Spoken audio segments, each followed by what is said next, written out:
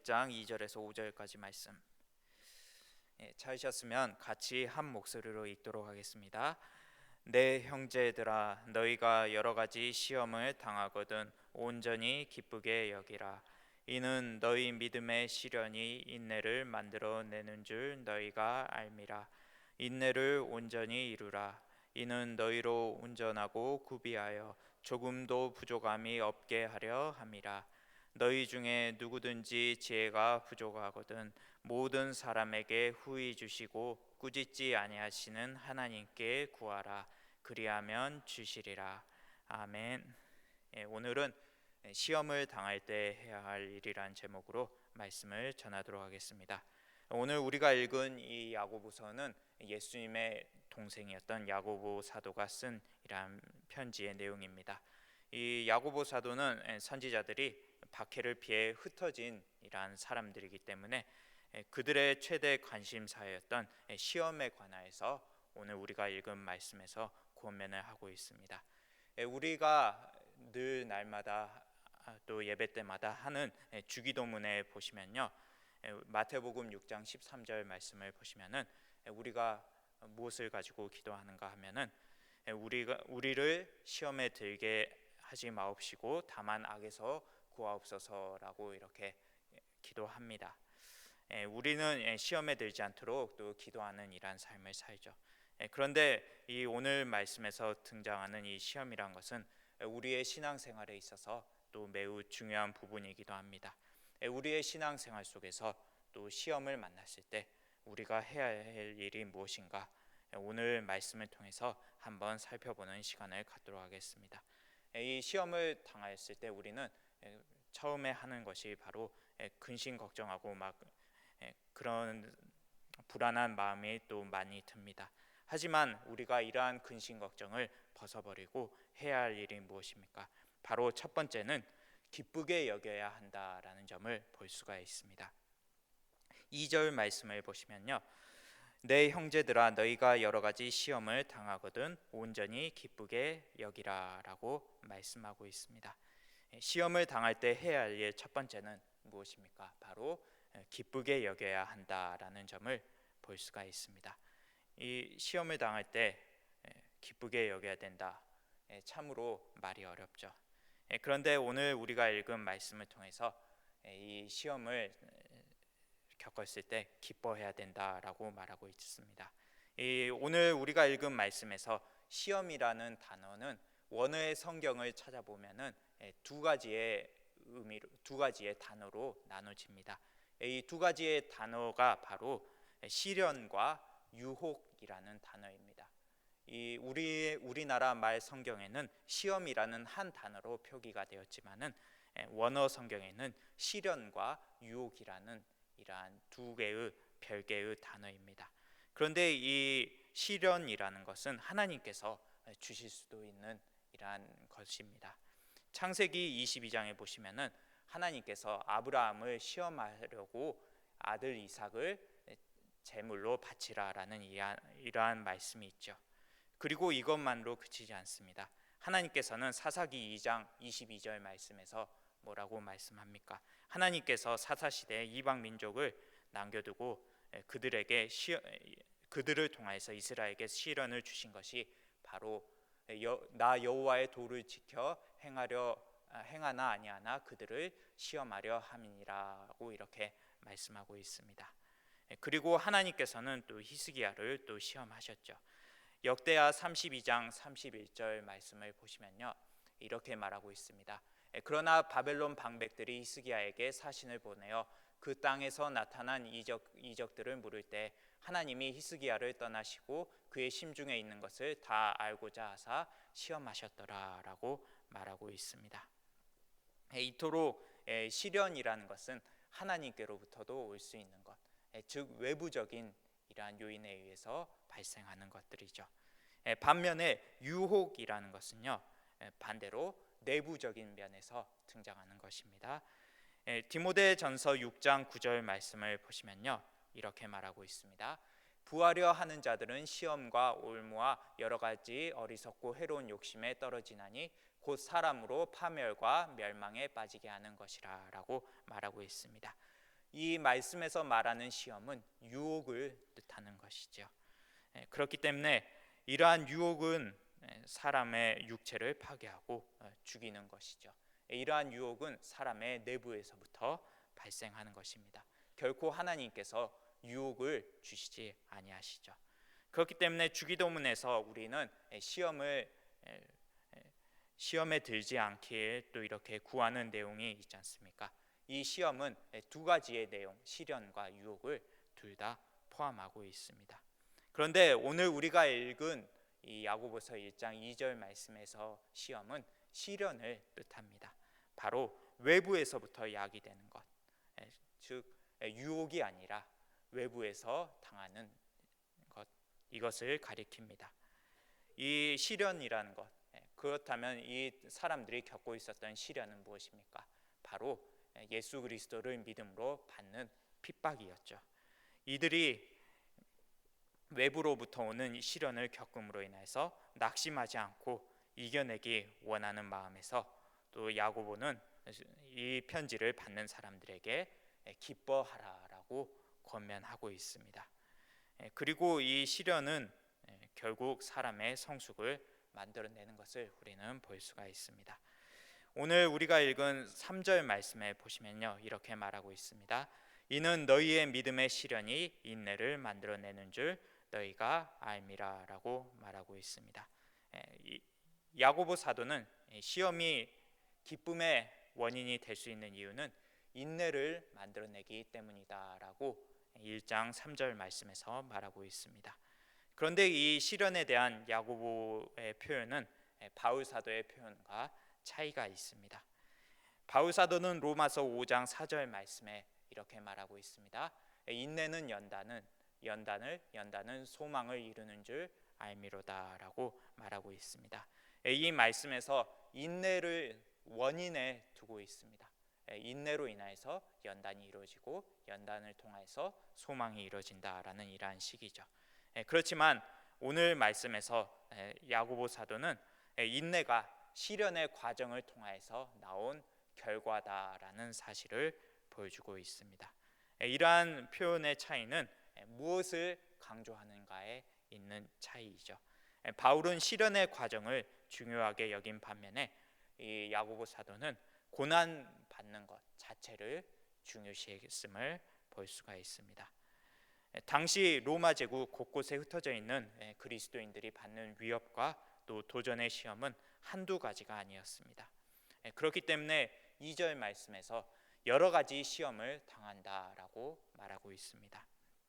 이것은 당시 야고보 사도의 편지를 받았던 사람들이 말로 할 수 없을 정도로 엄청난 시련을 당하였다라기보다는 삶의 모든 영역에서 또 어디서든지 또 뜻하지 않는 갖가지 종류의 위협을 받았다라는 것을 말해주고 있습니다. 그리고 이 시험이 닥치는 것이 한 번으로 끝나는 것이 아니라 자꾸 반복적으로 또 이렇게 닥쳐왔음을 묘사하고 있는 것이죠. 그렇기 때문에 이 야고보 사도는 이러한 시험을 당할 때 오히려 기뻐하라라고 말하고 있습니다. 이 야고보 사도의 말로만 또 이것이 그치는 것이 아닙니다. 베드로전서 1장 6절 말씀을 보시면은 베드로도 똑같은 이야기를 말하고 있습니다. 베드로전서 1장 6절 말씀을 보시면 그러므로 너희가 이제 여러 가지 시험을 인하여 잠깐 근심하게 되지 않을 수 없었으나 오히려 크게 기뻐하는도다라고 말하고 있습니다. 이 베드로 사도도 마찬가지로 비록 현재의 고난을 당하여 근심에 빠진다 할지라도 그러한 고난은 잠깐 근심할 뿐이고 이후에 구원이 완성될 때에는 현재 당하는 고난과 좋게 비교할 수 없는 영광과 또 이러한 기업이 기다리기에 그리스도인들은 산소망 가운데서 기뻐할 수가 있다라고 베드로전서를 통해서 또 권면하고 있습니다. 그리고 고린도후서 12장 10절 말씀을 보시면요, 이렇게 말하고 있습니다. 그러므로 내가 그리스도를 위하여 약한 것들과 능욕과 궁핍과 박해와 공고를 기뻐하노니 이는 내가 약한 그때의 강함이라라고 말하고 있습니다. 바울의 적대자들은 자신들을 위해서 강해지려고 했고 또 그로 인해서 예수님은 감추어져 있던 상황이었습니다. 그렇기 때문에 자연히 예수 그리스도가 영광을 받는 것이 아니라 또 인간이 영광을 취하게 되었죠. 그렇지만 사도 바울은 그리스도의 종으로서 주인 대신 그리스도가 또 영광 받도록 철저하게 복종하는 삶을 살았고 그 삶의 결과가 또 인간적으로 볼 때에는 약하고 비천하게 보였을지는 모르지만 실제로는 충만해진 모습을 볼 수가 있습니다. 결국 이 시험을 통해서 또 기뻐해야 할 이유가 분명해진 것이죠. 바로 시험을 통해서 나 자신이 또 강해질 수 있다라는 것을 보여주고 있습니다. 사도 바울은 이것을 체험하였기 때문에 또 자기가 겪고 있는 공고 속에서도 또 기뻐하는 이러한 삶을 살았습니다. 우리는 삶을 살면서 늘 긍정적으로 살라라는 이러한 말을 또 이렇게 듣습니다. 여러분들 세상 사람들도 긍정적으로 또 사는 것을 또 원합니다. 하물며 우리 그리스도인들은 더 하나님께서 주시는 이러한 기쁨 가운데서 살아야 되죠. 그런데 우리보다 믿음이 없는 세상 사람들도 오히려 긍정의 힘을 더 강조하기도 합니다. 여러분들 잘 아시는 무한도전의 한 멤버였던 노홍철이라는 이러한 사람을 아실 겁니다. 이 개그맨이 그의 별명 중에 하나가 긍정 선생, 노긍정이라고 합니다. 그가 사람들을 웃기기 위해서 또 갖가지 벌칙을 수행하면서도 웃음을 잃지 않으려고 했던 모습 속에서 사람들이 노홍철 씨의 그 모습을 보면서 또 그 사람의 모습을 통해서 나도 긍정의 힘을 또 이렇게 실천해야 되겠구나라는 이러한 깨달음을 얻습니다. 우스갯소리로 그가 남겼던 말, 또 그가 출연했던 프로그램의 자막에 했던 말이 긍정복음이라고 해서 또 여러 가지를 소개하고 있습니다. 일부를 제가 소개해드리면은 누가 너의 배를 까면 배로 웃어라. 이것이 복부 긍정이니라. 긍정복음 1장 2절. 누가 너를 의심하여 내 복을 벗기거든 겨드랑이가 제일 긍정적이라 하라. 여기가 긍정의 끝이니라. 긍정복음 1장 7절. 그리고 큰 웃음을 위해 눈을 맞는 자 복이 있나니 네티즌은 그의 편이라. 긍정복음 3장 3절. 그런데 그가 했던 말 중에서 가장 유명했던 말이 있습니다.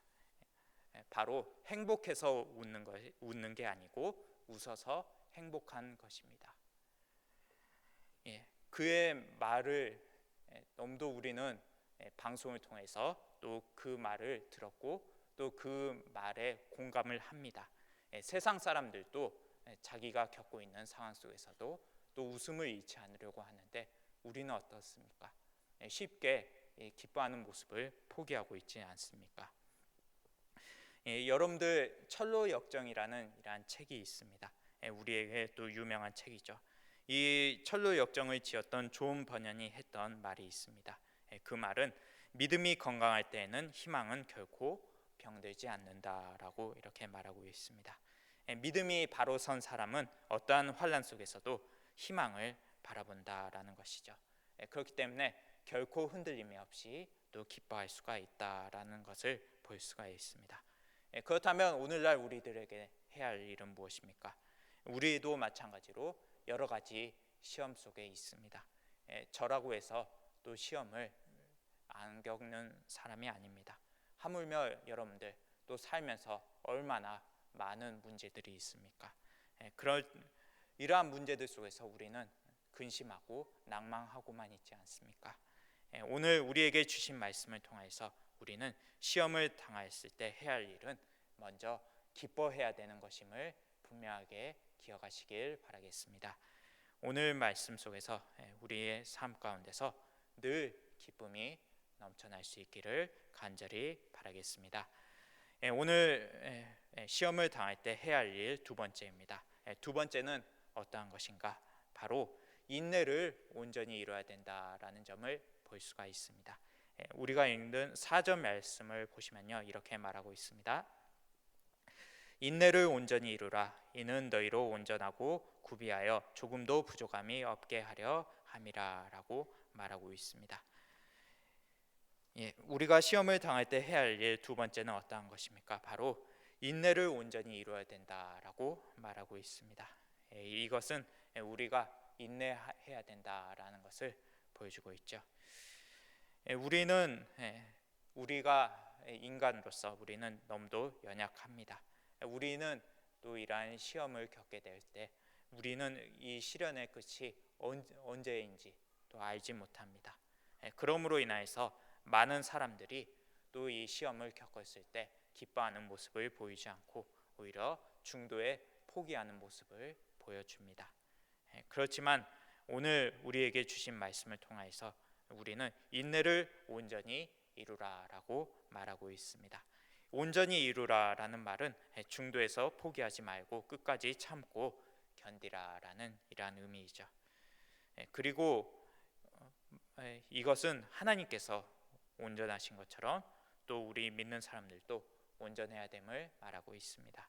마태복음 5장 48절 말씀을 보시면요, 이렇게 말합니다. 그러므로 하늘에 계신 너희 아버지의 온전하신 것 같이 너희도 온전하라라고 말하고 있습니다. 그리고 계속해서 4절 말씀에서 이렇게 말하죠. 이는 너희로 온전하고 구비하여 조금도 부족함이 없게 하려 함이라라고 말하고 있습니다. 여기에서 온전하고라는 이란 말은 그리스도의 지체로서 또 인내를 갖춤으로 인해서 부족함이 없는 이러한 상태를 가리킵니다. 이 말은 구약 성경에서는 또 인간의 생활이나 재물에 흠이 없는 상태를 가리킬 때 온전하다라는 이러한 표현을 사용하였죠. 그리고 구비하여라는 이러한 말이 있습니다. 이 구비한다라는 말은 신체의 각 부분이 모두 건전한 상태를 가리키는 것입니다.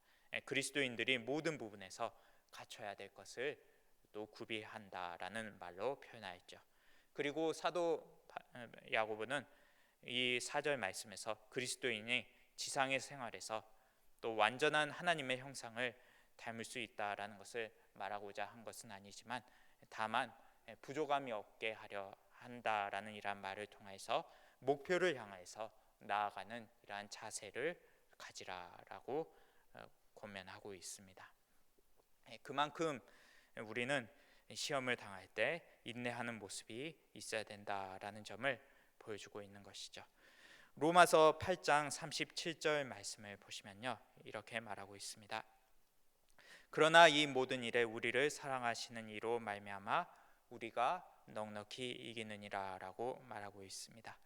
이 사도 바울은 우리를 사랑하시는 분이 있는데 그분으로 말미암아서 우리가 넉넉히 이기게 된다라고 말하고 있습니다. 우리는 그렇기 때문에 시련을 당하고 있을 때 포기하지 말아야 할 이유가 여기 있습니다. 바로 우리를 사랑하시는 분이 있으시기 때문이죠. 우리를 사랑하시는 분이 있기 때문에 우리는 인내의 끝은 결국 승리에 있다라는 사실을 기억할 수가 있습니다. 그만큼 우리는 인내함으로 인해서 결국은 승리할 수 있다라는 점을 알 수가 있습니다. 여러분, 제가 이 말씀을 준비하면서 인터넷 창에 한 가지 단어를 검색해 보았습니다. 저도 어렸을 적에는 좀 만화를 좋아했던 이러한 사람이라 만화책의 한 부분이 떠올랐는데요. 바로 포기를 모르는 남자에 관한 이야기입니다. 이 단어를 들으시면 혹시 성도님들 중에 아시는 분이 있을지 모르겠는데 바로 슬램덩크라는 이러한 만화입니다.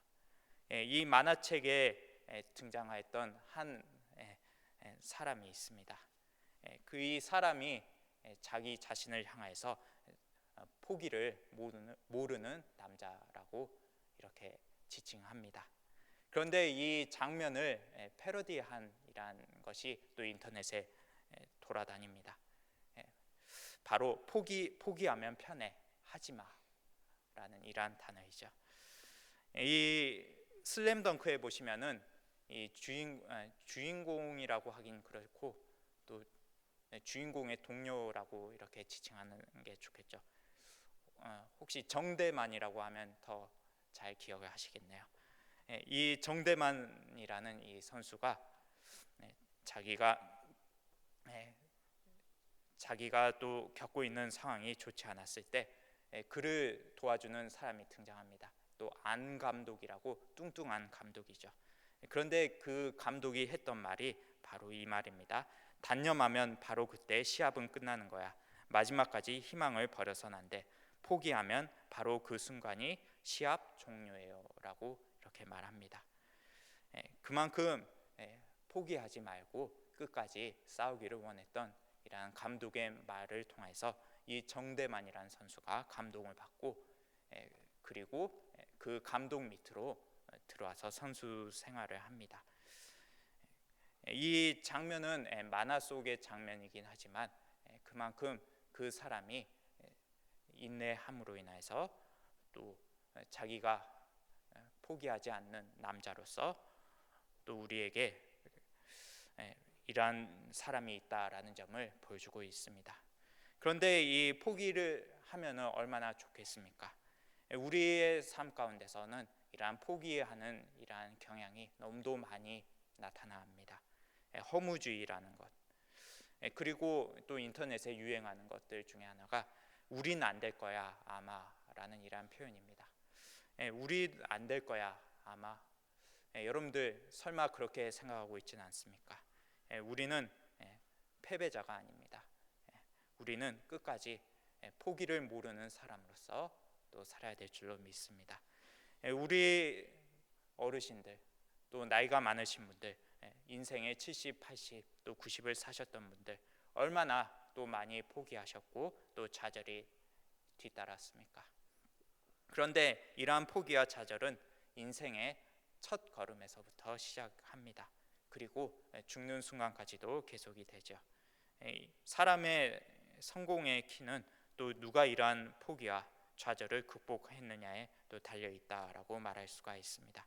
포기와 좌절이 올 때마다 필요한 것은 우리에게 있어서 믿음과 신앙이고 또 우리가 포기할 수밖에 없는 아주 극한 상황에 처할 때에도 우리는 믿음과 신앙으로서 이겨낼 수가 있습니다.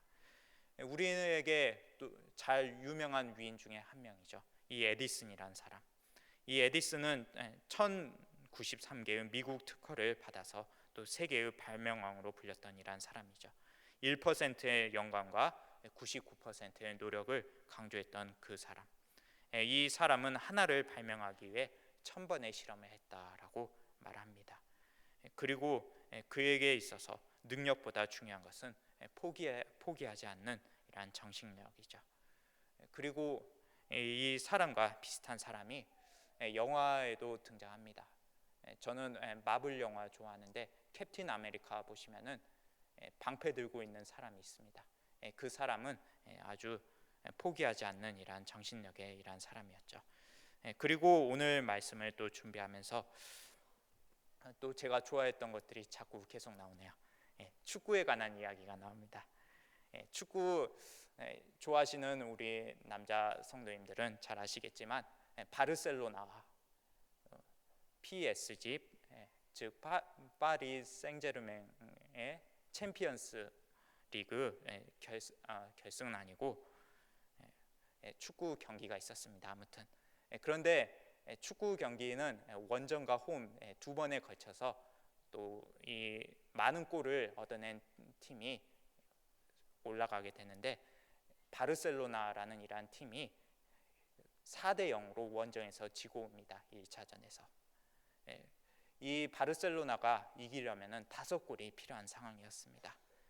그런데 이 바르셀로나에는 스타 군단들이 포진해 있습니다.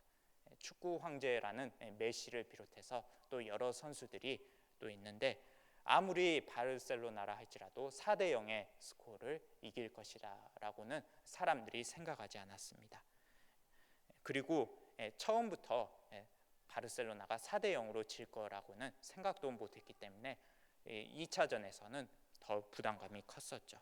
그리고 축구 역사상 단 한 번도 4대 0으로 진 게임을 뒤집은 역사가 없었다라고 또 뉴스에서 말합니다. 그런데 이 바르셀로나는 2차전에서 힘을 냅니다. 2차전에서 전반을 2대 0으로 이기고 전반을 끝냅니다. 그러면은 전체 스코어로는 4대 2니까 좀 역전해 볼 희망이 보이죠. 후반에 3골을 넣으면은 역전할 수 있겠다라는 이런 생각이 듭니다. 그리고 자기들의 홈이었기 때문에 우리가 이길 수도 있겠다라는 이런 생각이 들 무렵에 바로 상대 팀이었던 파리 생제르맹에서 한 골을 더 넣습니다. 그렇다면은 그리고 후반에도 한 골을 넣습니다. 그래서 3대 5 전체 스코어 3대 5가 됩니다. 이 남은 시간은 얼마 남지 않고 또 이제 동점만 돼도 5대 5만 돼도 파리 생제르맹이 올라갈 상황이었습니다. 그런데 바르셀로나 선수들은 어땠습니까? 절대로 포기하지 않았습니다. 끝까지 최선을 다해서 결국은 점수를 내기 위해서 공격을 시도했고 결국은 전체 스코어 5대 5까지 따라왔습니다. 그리고 연장을 가기 전에 후반 추가 시간 5분의 시간이 주어졌을 때 극적으로 역전골이 터집니다. 바로 그날 경기의 점수는 6대 1, 4점 차를 극복하고 5점 차로 승리한 것이죠. 그만큼 이 기적이라는 것은 촉박한 상황 속에서도 이루어진다라는 것을 보여줍니다. 마치 이 전체 스코어로 6대 5로 바르셀로나가 승리함으로 인해서 4대 0으로 뒤졌던 팀이 처음으로 역전에 성공하였던 첫 사례를 만들어냈습니다. 그만큼 포기하지 않는 이러한 선수들에게는 승리의 기쁨이 주어진 것을 볼 수가 있습니다. 그리고 우리는 또 예수님의 또 인내를 성경에서 볼 수가 있습니다. 예수님께서 잡히시던 날 밤에 예수님께서는 사람들이 예수님을 잡으려고 검과 몽치를 들고 왔을 때 그리고 제자 한 사람이 또 예수님의 잡히심에 분노해서 대제사장의 종의 귀를 칼로 쳐서 떨어뜨렸을 때 예수님께서는 귀를 만져 낫게 하시고 또 칼을 집에 꽂으라라고 교훈하셨죠. 그리고 이것까지 참으라라고 말씀하셨습니다. 이것은 그들의 행동을 그냥 내버려 두라라고 말씀하셨습니다. 히브리서 12장 2절에서 3절까지 말씀 보시면은 예수님께서 보이신 인내가 잘 나옵니다. 믿음의 주요 또 온전하게 하신 이인 예수를 바라보자. 그는 그 앞에 있는 기쁨을 위하여 십자가를 참으사 부끄러움을 개의치 아니하시더니 하나님의 보좌 우편에 앉으셨느니라라고 말하고 있습니다. 그리고 3절 말씀 계속해서 너희가 피곤하여 낙심하지 않기 위하여 죄인들이 이같이 자기에게 거역한 일을 참으신 일을 생각하라라고 말하고 있습니다. 이 히브리서 12장 말씀에서는 예수님을 참은 자로 표현하고 있습니다. 예수님께서 참고 또 이것을 죽으셨습니다. 예수님의 능력이 없으셔서 또 참으셨겠습니까? 우리는 예수님을 바라볼 때 예수님을 통해서 예수님의 인내를 바라봐야 될 줄로 믿습니다. 원수를 만났을 때 예수님을 바라보면서 또 참음으로 또 이길 수 있음을 또 고백해야 됩니다. 실패하고 낙심하고 답답한 일을 당해도 주님을 바라보면 능히 참을 수 있다라는 사실을 기억해야 됩니다. 오늘 우리에게 주신 말씀을 통해서 우리는 또 시험을 당했을 때 인내함으로써 또 우리에게 주어진 이러한 시험을 잘 이겨낼 수 있기를 간절히 바라겠습니다.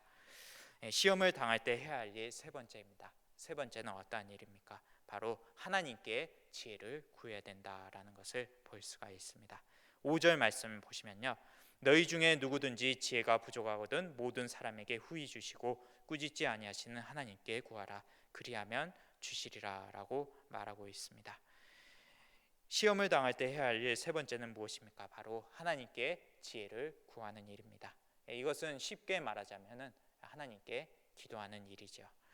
자, 우리 인간이 가지고 있는 지혜는 항상 불완전하고 또 부족합니다. 그렇기 때문에 온전한 인내를 이룰 수 없을 뿐만 아니라 인간의 생각이나 이성은 잘못된 길로 빠지기 쉽습니다. 그리고 우리의 인간의 힘으로는 환난 가운데서 기뻐하는 마음을 가지는 것이 불가능하죠. 그렇기 때문에 사도 야고보는 시험을 온전히 이기기 위해서 하나님으로부터 오는 지혜가 필요하다라고 우리에게 말하고 있습니다. 하나님으로부터 오는 지혜는 과학적인 지식이 아니고 하나님의 뜻을 깨달아서 또 그리스도인으로서 의로운 생활을 하게 하는 것이고, 또 솔로몬이 구하였던 지혜와 같은 것입니다. 열왕기상 3장 9절에서 12절까지의 말씀을 보시면 이렇게 말합니다. 누가 주의 이 많은 백성을 재판할 수 있사오리까? 듣는 마음을 종에게 주사 주의 백성을 재판하여 선악을 분별하게 하옵소서. 솔로몬이 이것을 구하매 그 말씀이 주의 마음에 든지라. 이에 하나님이 그에게 이르시되 내가 이것을 구하도다. 자기를 위하여 장수하기를 구하지 아니하며 부도 구하지 아니하며 자기 원수의 생명을 멸하기도 구하지 아니하고 오직 송사를 듣고 분별하는 지혜를 구하였으니 내가 내 말대로 하여 내게 지혜롭고 총명한 마음을 주노니 내 앞에도 너와 같은 자가 없었거니와 내 뒤에도 너와 같은 자가 일어남이 없으리라 라고 말하고 있습니다. 솔로몬이 구하였던 것은 무엇입니까? 바로 하나님의 뜻을 깨닫고 늘 자기의 부족함을 또 고백하면서 또 듣는 마음을 조용하게 주면서 또 재판하여서 선악을 분별하게 하는 것을 원했던 것을 볼 수가 있습니다. 이러한 지혜를 통하여서 솔로몬은 또 하나님의 뜻을 잘 실천하였고, 그렇기 때문에 우리에게도 시험이 올 때 하나님께 지혜를 구해야 된다라는 점을 교훈하고 있습니다. 그리고 오늘 우리에게 주신 말씀을 통해서 지혜가 부족한 사람이 하나님께 구하는 데 있어서 우리에게 모든 사람에게 후히 주시고 꾸짖지 아니하시는 하나님께 구하라라고 말하고 있습니다. 하나님은 간구하는 사람에게 결코 인색하지 아니하시다라는 사실을 보여줍니다. 오늘 우리가 읽은 말씀 속에서 이러한 하나님의 성품이 잘 드러내고 있습니다. 신약 성경에서는 오늘 말씀에서만 후히라는 이러한 단어가 또 등장합니다. 이 풍성하게라는 의미가 있고 또 꾸짖지 아니하시는 하나님이라는 말 속에서는 너무 빈번히 기도하여서 번거롭게 한다 할지라도 결코 책망하지 아니하시는 분이시다라는 점을 보여줍니다. 그렇기 때문에 우리들의 간절한 기도에 항상 관대하게 응답하여 주시는 분이 바로 하나님이시다라는 점을 보여줍니다. 그런데 오늘 우리가 읽은 말씀 속에서 모든 사람에게라는 이러한 말을 좀 주의를 해야 합니다. 이 모든 사람은 믿지 않는 사람을 포함하는 것이 아니고 기도하는 사람을 가리킵니다. 바로 하나님께 지혜를 구하는 사람에게 응답하여 주신다라는 뜻이기 때문에 모든 사람은 또 기도하는 사람으로서 또 하나님께서 기도하는 모든 사람에게 풍성하게 주시기를 위해서 준비하고 있음을 우리는 알 수가 있습니다. 잠언 3장 6절 말씀을 보시면요, 이렇게 말합니다. 너는 범사에 그를 인정하라. 그리하면 내 길을 지도하시리라 라고 말합니다.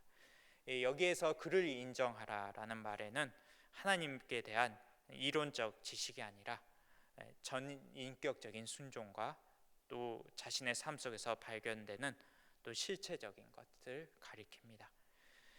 역대상 28장 9절 말씀을 보시면은 내 아들 솔로몬아 너는 내 아버지의 하나님을 알고 온전한 마음과 깊은 뜻으로 섬길지어다.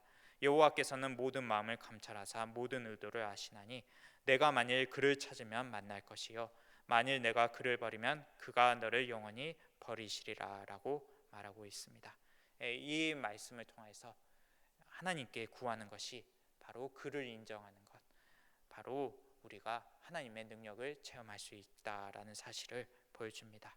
그리고 우리의 모든 삶 가운데서 발생하는 일들이 또 하나님의 뜻을 구하는 것이어야 된다라는 점을 볼 수가 있습니다. 우리의 삶 가운데서 또 시련을 당할 때 우리는 하나님께 지혜를 구함으로써 또 하나님의 존재하심과 더불어서 또 하나님의 능력 많으심을 인정할 수가 있습니다. 그러므로 인하여서 우리는 믿음의 성숙을 더 이룰 수가 있는 것이죠. 성도님 여러분, 오늘 제가 더 이야기하지 않아도 우리 성도님들 기도를 통해서 응답받은 이러한 여러 가지 일들이 있으실 것입니다. 이 여러분들의 기도의 응답 하나라도 이루어진 것이 있음으로 인하여서 우리는 늘 하나님의 지혜를 구할 수가 있습니다.